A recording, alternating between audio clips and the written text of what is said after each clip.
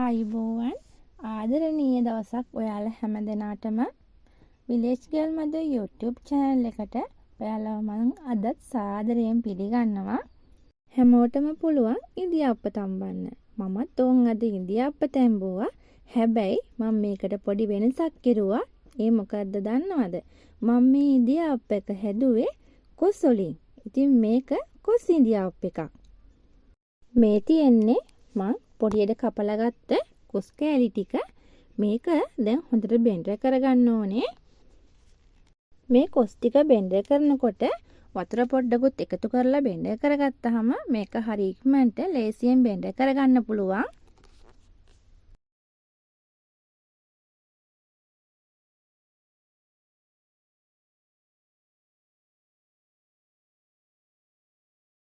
මේ බෙන්ඩර් කරගත්ත කොස් ටික මේ වගේ පෙනේරයකට දාලා හැන්දෙන් මෙහෙම ගාගත්තාම කෑලි තියෙනවා නම් කෑලි ටික ඉතුරු වෙනවා.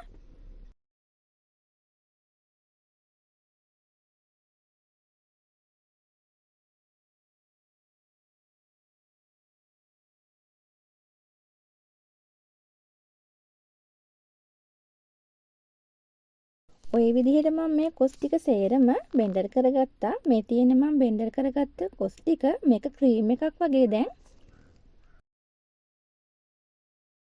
ඊට පස්සේ බෙන්ඩර් කරගත්ත මේ කොස් ටිකට මම ලුණු පොඩ්ඩක් එකතු කරලා මේක පොඩ්ඩක් කලවම් කරනවා.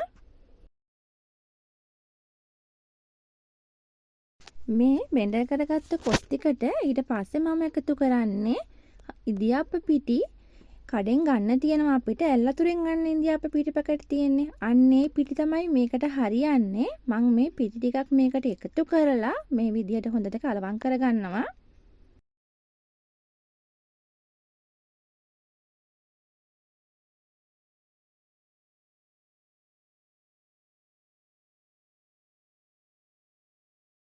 මේක මම කලවම් කරලා ඉවරයි. දැන් තියෙන්නේ අපිට ඉඳිආප්ප ටික මිරික ගන්න.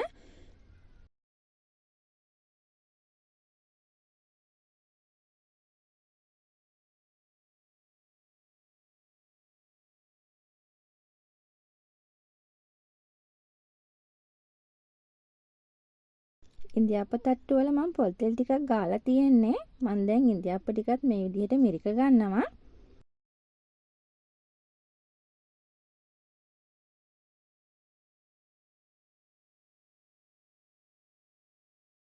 මේ ඉඳිආප්ප එක සුදු පාට නෑ. මේ ඉඳිආප්ප එක කහ පාටයි. ඒ වගේම තමයි මේක තැම්බෙනකොට කොස් සුවඳක් තමයි මේ ඉඳිආප්ප එකේ එන්නේ. ඒ වගේම මේක හරිම රසයි.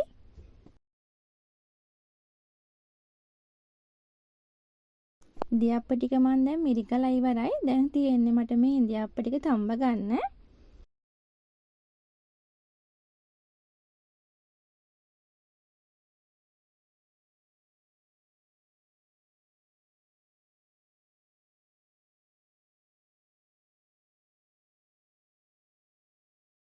මේ තියෙන්නේ මම තම්බලා ගත්ත ඉඳිආප්ප ටික.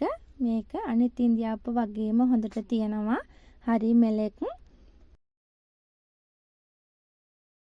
කිසිම කරි එකක් ඕනේ වෙන්නේ නැහැ අපිට මේ ඉඳිආප්ප එක කන්න. සම්බෝල ටිකක් හදාගත්තාම මේ ඉඳිආප්ප එක අපිට කන්න පුළුවන්. ඒ තරම් මේ ඉඳිආප්ප එක රසයි. මොකද කොස් එකතු කරලා මේ ඉඳිආප්ප එක හදපු නිසා. කොස් කන්න අකමැති පොඩි බබාලා වගේ ඉන්නවනම් පුළුවන් මේ වගේ ඉඳිආප්ප එකක් හදලා යාලට දෙන්න. සමහර වෙලාවට මම මේ වගේ කෑම ගොඩක් හදන්නේ මගේ පොඩි බබා නිසා. එයා ගොඩක් දේවල් කන්න අකමැති. ඉතින් මේ වගේ වෙනස් විදියකට හදලා දුන්නා මෙයා හරි ආසාවෙන් කනවා. ඉතින් ඔයාලටත් පුළුවන් කොස් ටිකක් අරගෙන මේ වගේ ඉඳිආප්ප ටිකක් හදන්න. මගේ වීඩියෝ එක බලපු ඔයාලට ගොඩක් ස්තුතියි. හැමදාම හැමෝම සතුටින් ඉන්න. බුදු සරණයි.